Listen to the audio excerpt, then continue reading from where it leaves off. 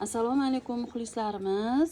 Faqat videoni oxirigacha ko'rasizlar, like bosib, kommentariya yozinglar qani. Kimda nima holat bo'lgan? Men sizlarga sal uzoqroq video olvatman. Mana quyon bolachalarimiz.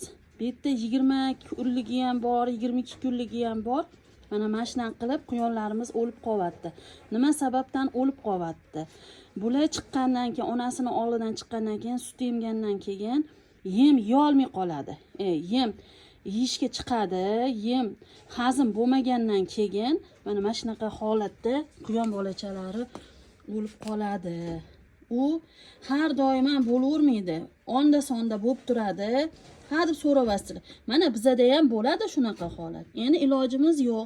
Katta ferma bo'lgani uchun bilinmay ketadi. Buni barib ko'mib tashlaymiz.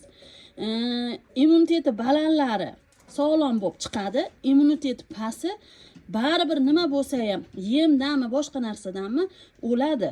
Mana bizada ham xuddi shunaqa holat. Sizlarda nima holatlar bo'lyapti? Kommentariyaga yozinglar.